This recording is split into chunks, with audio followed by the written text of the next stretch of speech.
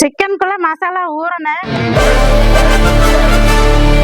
எண்ணெயில போட்டு பொரிச்சு எடுக்கணும், தட்டுல வச்சு வெளுத்து வாங்கணும்.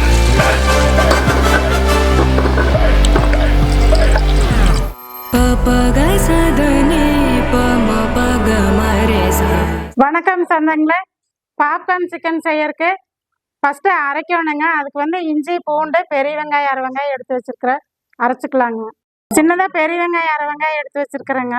கொஞ்சம் இஞ்சி, தேவையான அளவு பூண்டுங்க. அரைச்சிட்டு வந்துடலாங்க. இஞ்சி பூண்டு அரைச்சிட்டு வந்தாச்சுங்க. முதல்ல ஒரு பாத்திரம் எடுத்துக்கலாங்க. அதுல 3 பாக்கெட் தயிர் ஊற்றிக்கலாங்க, 10 ரூபா பாக்கெட்டு.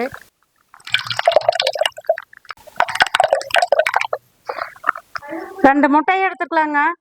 முட்டையை எடுத்து உடைச்சு தயிர்க்குள்ளே போட்டுக்கலாங்க.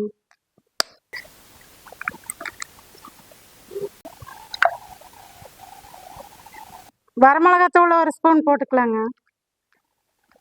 பெப்பர் தூள் கொஞ்சம் போட்டுக்கலாங்க. உப்பு தேவையான அளவு போட்டுக்கலாங்க. அரைச்சிட்டு வந்தா இஞ்சி பூண்டு பேஸ்ட் ஊற்றிக்கலாங்க, வடிச்சு ஊற்றிக்கலாம்.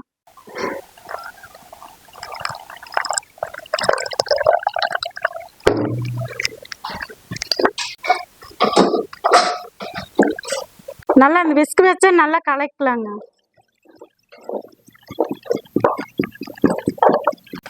நல்லா அடிச்சு கலக்கலாங்க. நல்லா கலக்கியாச்சுங்க.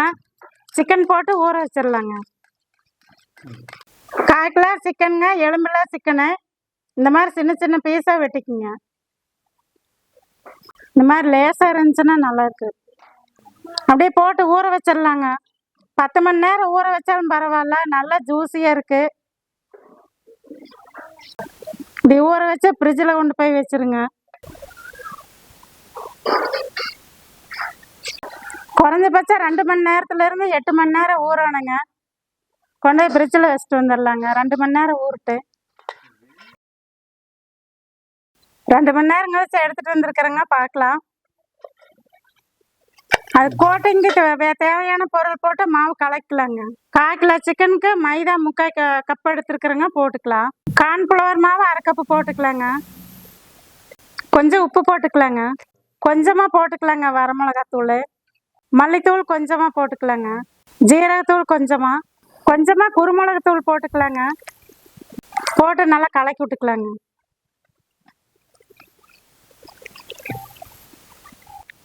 மாவு கலந்தாச்சுங்க. இப்ப சிக்கனுக்கு ஒரு கோட்டிங் கொடுத்துடலாங்க. நம்ம நேரம் ஊற வச்சா நல்லா ஜூஸியா இருக்குங்க. ஒரு ஓரத்துல இருந்து அப்படியே இது பண்ணி எடுத்துக்கலாங்க.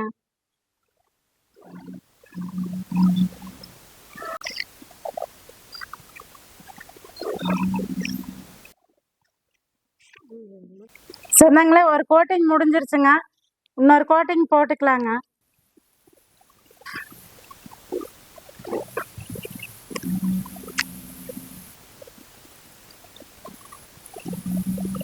இதே மாதிரி நனைச்சு நனைச்சு போட்டுக்குங்க. கையில நம்ம இதாயிருச்சுன்னா அப்பப்ப கையை கழுவிக்குங்க, இல்லைன்னா மாவு கெட்டி ஆயிரு.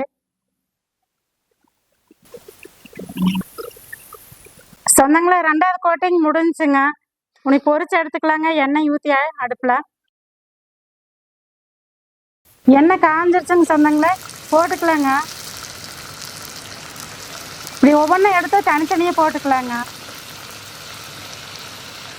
நல்லா சூடா வேண்டாங்க, இப்படி மிதமான சூட்டுல காய வச்சு போட்டுக்கலாங்க. நம்ம சூடு இல்லாமே இருக்கக்கூடாது. நம்ம சூடா போட்டீங்கன்னா மேலே மொறுமொறுன்னு ஆயிரும், உள்ள வேகாது. கலக்கி விட்டுக்கலாங்க.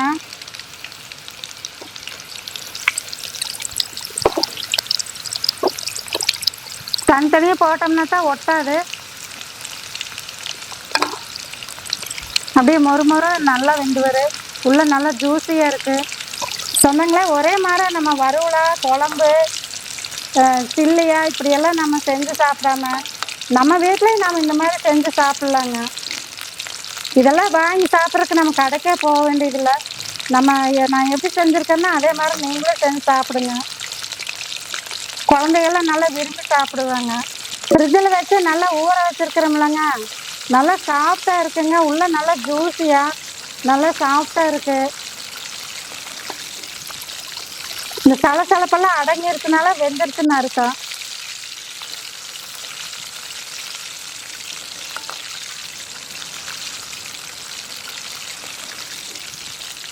இந்த பழம் வந்தோடனே எடுத்துக்கலாங்க. சலசலப்பு அடங்கி இப்படி கொஞ்சம் பொன்னிறமாக வந்தாவே எடுத்துக்கலாங்க.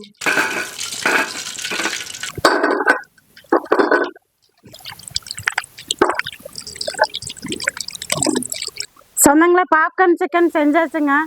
சாப்பிட்டு பார்க்கலாங்க எப்படி இருக்குதுன்னு. நல்லா வெந்திருக்குது பாருங்க. எலும்பில்லாத போலன்ஸ் தான் எடுத்து செஞ்சுருக்குதுங்க. வெளியில நல்லா மொறுமொறுன்னா உள்ள நல்லா ஜூஸியாக இருக்குதுங்க. ரொம்ப டேஸ்டாக இருக்குது. அந்த மெல்ல மெல்ல அப்படியே சிக்கனில் இருக்கிற ஜூஸி நல்லா தெரியுதுங்க. நீங்களும் செஞ்சு சாப்பிட்டு பாருங்க. சாப்பிட்டு பார்த்துட்டு கமெண்ட் பண்ணுங்கள், ஷேர் பண்ணுங்கள், சப்ஸ்கிரைப் பண்ணுங்கள். இது வரைக்கும் வீடியோ பார்க்காதவங்க பெல் பட்டன் அமுத்தி பாருங்க. உடனுக்குடனே வீடியோ வருங்க. அதுக்கு முன்னாடி சொந்தங்களோட இருக்க சொந்தங்களோட சேர இது உங்கள் சாவித்திரி கிச்சனுங்க.